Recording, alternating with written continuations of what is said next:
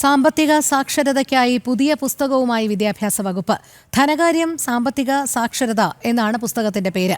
പുതുക്കിയ പാഠ്യപദ്ധതി അനുസരിച്ചാണ് നീക്കം. സാമ്പത്തിക സാക്ഷരത സംബന്ധിച്ച പാഠഭാഗങ്ങൾ 5ാം ക്ലാസ് മുതലുള്ള വിവിധ പാഠപുസ്തകങ്ങളിൽ ഉൾക്കൊള്ളിച്ചിട്ടുമുണ്ട്. 9, 10 ക്ലാസുകൾക്ക് പ്രത്യേക പുസ്തകവും തയ്യാറാക്കി നൽകി വരികയാണ്. സംസ്ഥാനത്തെ പൊതുവിദ്യാഭ്യാസ മേഖലയിൽ ഈ വർഷം മുതൽ പരിഷ്കരിച്ച പാഠ്യപദ്ധതി പ്രകാരം തയ്യാറാക്കിയ പാഠപുസ്തകങ്ങൾ എത്തിക്കുകയാണ് വകുപ്പ് ലക്ഷ്യം വെക്കുന്നത്. ഇതിന്റെ ഭാഗമായാണ് പുതിയ പാഠപുസ്തകങ്ങൾ.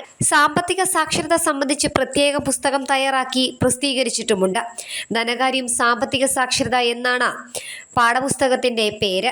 5ാം ക്ലാസ് മുതൽ സാമ്പത്തിക സാക്ഷരത സംബന്ധിച്ച പാഠഭാഗങ്ങൾ വ്യത്യസ്ത പാഠപുസ്തകങ്ങളിൽ ഉൾക്കൊള്ളിച്ചിട്ടുണ്ട്.